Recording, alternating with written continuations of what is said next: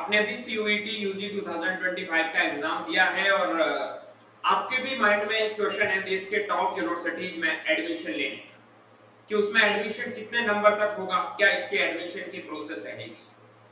उसी कड़ी में आगे बढ़ते हुए हम आज एक एशिया के और इंडिया का तो टॉप यूनिवर्सिटी है ही, उसका एक्सपेक्टेड कट ऑफ और एडमिशन प्रोसेस के बारे में बात करेंगे। जी हाँ, इस वीडियो में हम बात करेंगे बनारस हिंदू यूनिवर्सिटी में अगर आपको बीएससी एग्रीकल्चर में एडमिशन लेना है तो इसका क्या एक्सपेक्टेड कट ऑफ रहेगा, क्या एडमिशन प्रोसेस रहने वाली है।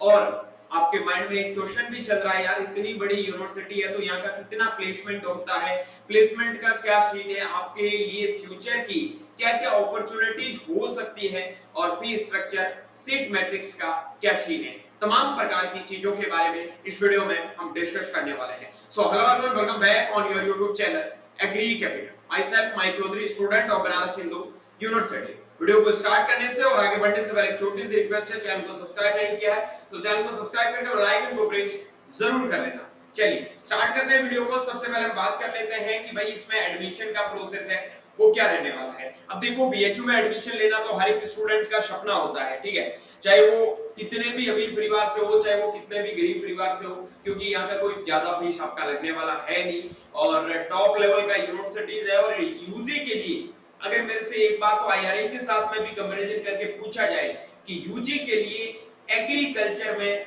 भारत का सबसे टॉप यूनिवर्सिटी कौन सा है, तो सबसे पहले मेरा नाम उसमें भी बीएचयू का ही जाएगा। हाँ, आईआरए, बहुत सारे लोग आईआरए को बीएचयू से पहले प्रेफर करते हैं और आईआरए नो डाउट की बहुत बड़ा इंस्टीट्यूट है, लेकिन यूजी के लिए आप सिर्फ रिसर्च के लिए नहीं जाओगे, आपको बहुत सारी चीजों को एक्सप्लोर करना होता है, बहुत सारी चीजें देखनी होती है। और उन सभी चीजों को लिए अगर आपको लग रहा है कि सब चीजों के लिए सबसे बेस्ट जगह, सबसे बेस्ट यूनिवर्सिटी कौन सी है, तो वो है Banaras Hindu university, institute of agricultural sciences. ठीक है, चलिए इस वीडियो में हम सबसे पहले बात करते हैं एडमिशन प्रोसेस की।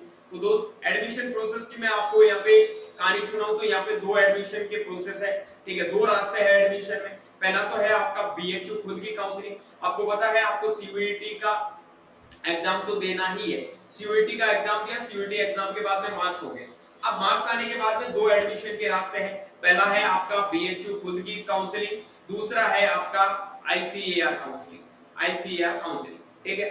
80% प्लस सीटों पर एडमिशन है वो आपकी बीएचयू काउंसलिंग से होगा, रिमेनिंग 20% सीटों पर एडमिशन है वो आईसीएआर काउंसलिंग से होगा। पहले सीटों की बात करूं तो बीएचयू काउंसलिंग के थ्रू यहाँ पे आपकी जो सीटें होगी वो बीएचयू मेन कैंपस है, यहाँ पे दो कैंपस है, एक तो है faculty of main campus FMC, एक है RGSC Rajiv Gandhi south campus, ठीक है। एफएमसी में 154 सीट है आपकी बीएचयू काउंसलिंग से और आरजीएससी के अंदर खुद की जो बीएचयू की काउंसलिंग होती है उसी से ही एडमिशन मिलेगा आपको, ठीक है। 50% मतलब 50 सीट है।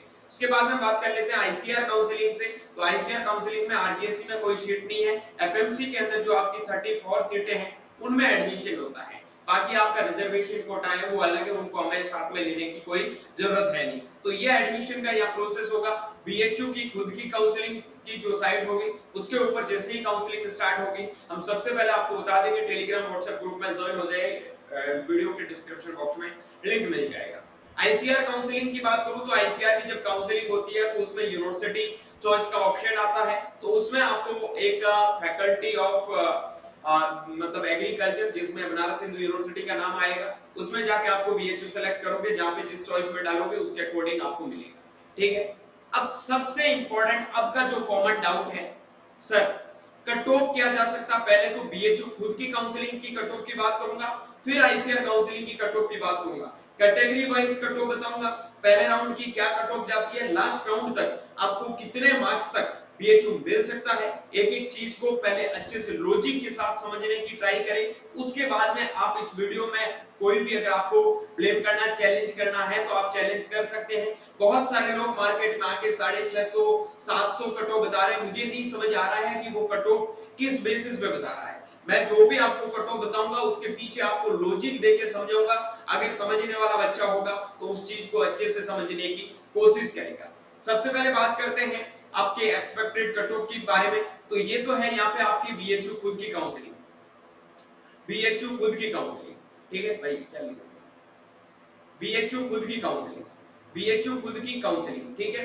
यहाँ पे काउंसलिंग की बात करूं मैं, एक तो आपका जनरल कैटेगरी, एक आपका ओबीसी कैटेगरी, या आपका ईडब्ल्यूएस कैटेगरी, ठीक है। यहाँ आपके मैं बात करूं आपके एससी और एसटी बराबर ही रखूंगा, ज्यादा कोई फर्क रहेगा नहीं, ठीक है। उसके बाद पीडब्ल्यूडी वालों को तो मिल ही जाता है सीट, उनके तो आधे नंबर होते हैं तो भी मिल जाएगा। मेजर ये कैटेगरी है, ये तो आपकी कट ऑफ है वो है नॉर्मल सीट की। क्या है बच्चे? नॉर्मल सीट की। नॉर्मल सीट बीएचयू में नॉर्मल और पेड सीट दोनों होती है, आगे कहानी सुनाऊंगा पेड सीट क्या होती है, ठीक है। नॉर्मल सीट की, नॉर्मल सीट की या जनरल कैटेगरी में पहले तो बात कर लेता हूं, या फर्स्ट राउंड का जो आपका कट ऑफ रहेगा उनके बारे में, उसके बाद में मैं फाइनल जो कट ऑफ कि सर फाइनल राउंड तक कट ऑफ कितना जा सकता है वो क्या होगा। तो देखो जनरल कैटेगरी से अगर हो और बीएचयू खुद की काउंसलिंग के थ्रू आपको बीएचयू में एडमिशन लेना है तो आई थिंक आपके लिए 610 मार्क्स है वो स्टार्टिंग में, और देन इस पे आपको एडमिशन है वो आराम से मिल जाएगा, ठीक है। वो भी 600 मतलब 10 प्लस मान के चलो एक बार, ठीक है। ओबीसी कैटेगरी के अंदर आप हैं तो आपको 600 मार्क्स है यहाँ पे मानना है। ईडब्ल्यूएस कैटेगरी में आप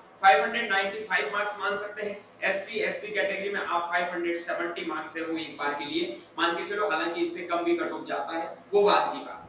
फाइनल राउंड के कट ऑफ की बात करूं तो यहाँ पे फाइनल राउंड में जो आपका कट ऑफ जाएगा ये लगभग जाएगा 595 तक, ये आपका ओबीसी कैटेगरी का 580 तक, ठीक है। और ईडब्ल्यूएस कैटेगरी का जो यहाँ का कट ऑफ रहने वाला है ये रहने वाला है लगभग 575 तक, और यहाँ आपका रहने वाला है 550 तक। ये बीएचयू खुद की काउंसलिंग की बात कर रहा हूँ, ठीक है। उसके बाद में बात कर लेता हूँ आपके मैं यहाँ पे पेड सीट की, ठीक है।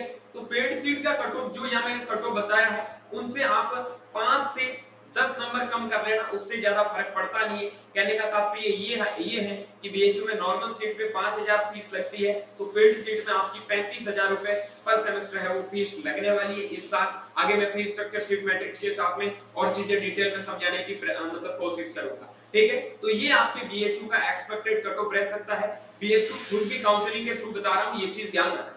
उसके बाद में बात कर लेता हूं मैं आईसीएआर काउंसलिंग के थ्रू कि आईसीआर काउंसलिंग के थ्रू क्या कट ऑफ जा सकता है। ये देखो मैंने यहाँ पर 595 बताया है, ठीक है भाई। ये आपका मेन जो 4 काउंसलिंग होता है उनके बारे में।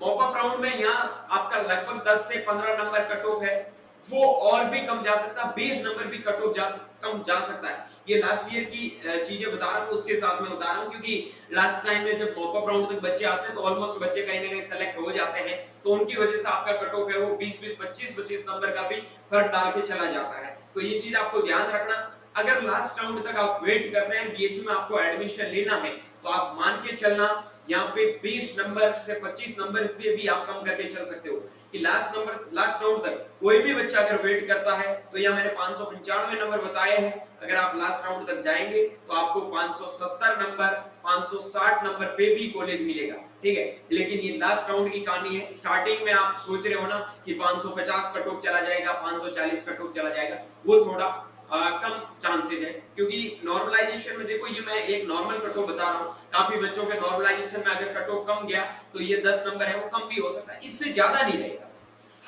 ये तो आप 100% लिख लेना, इस कट ऑफ से ज्यादा आपका कट ऑफ रहने वाला नहीं है, 10 नंबर आप कम करके ही चलना जो ये मैं कट ऑफ बता रहा हूँ, ठीक है। उसके बाद मैं आईसीआर काउंसलिंग की बात कर रहा हूँ, तो आईसीआर में मैं यहाँ पे अभी के लिए जो सेट कट ऑफ मान रहा हूँ जनरल कैटेगरी के लिए वो मान रहा हूँ 620 मार्क्स, ठीक है। ओबीसी कैटेगरी की मैं यहाँ कट ऑफ मान रहा हूँ 610 मार्क्स, ईडब्ल्यूएस कैटेगरी की मैं यहाँ कट ऑफ मान रहा हूँ 600 मार्क्स, और एससी और एसटी कैटेगरी की यहाँ मैं कट ऑफ मान रहा हूँ 550 मार्क्स के अराउंड ये आपका कट ऑफ रहने वाला है। 10 नंबर आप इसमें भी कम करके चलना, क्योंकि नॉर्मलाइजेशन से पहले एकदम एग्जैक्ट स्कोर को या फिर जब आपका फाइनल स्कोर कार्ड आए उससे पहले एग्जैक्ट स्कोर को बताना काफी मुश्किल है। मतलब लोग जो मार्केट में आके कुछ भी बोल देते हैं उनका कोई सेंस बनता नहीं है।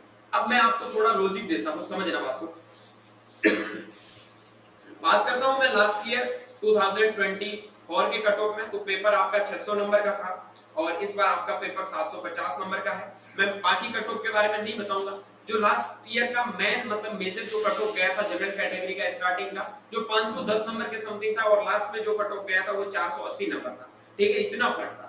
मैं इस बार जो लास्ट ईयर कट ऑफ गया है उसमें आपका 150 नंबर इंक्लूड हुआ है पेपर में, नो डाउट, लेकिन मैं इसमें 70 से 80 नंबर कट ऑफ को इंक्लूड करके जोड़ के चल रहा हूं एक्स्ट्रा। उससे ज्यादा मुझे नहीं लग रहा कि यहाँ इस बार भी कट ऑफ आपका बढ़ेगा। अगर 80 नंबर कट ऑफ बढ़ेगा तो ये 590 जाएगा, और ये अगर आपका 80 बढ़ा तो ये आपका 560 नंबर जाएगा। और इतना ही कट ऑफ फाइनल तक आपको देखने को मिलेगा, उससे ज्यादा फर्क नहीं रहने वाला, ये चीज आज भी नोट कर लेना। ठीक है सर, कहने का मतलब क्या है कि बीएचयू को हम कितने मार्क्स का सेप माने, तो सेप स्कोर मैं आपको एक बार फिर बता देता हूं।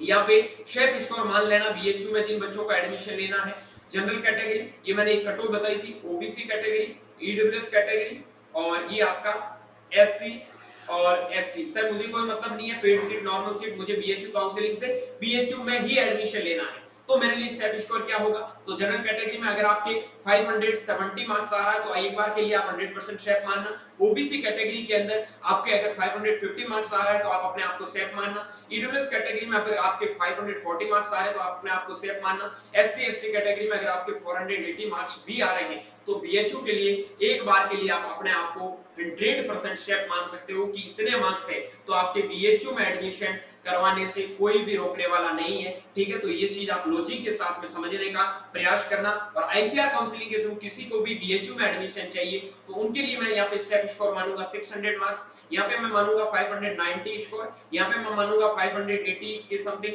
और यहाँ पे मैं मानने वाला हूँ 500 के समथिंग आपका स्कोर है, वो बीएचयू में आईसीएआर काउंसलिंग के थ्रू आपका एक सेफ जोन है। ये चीज है वो आपको एकदम माइंड में नोट कर लेनी है, उससे ज्यादा आपका कोई फर्क पड़ने वाला है नहीं।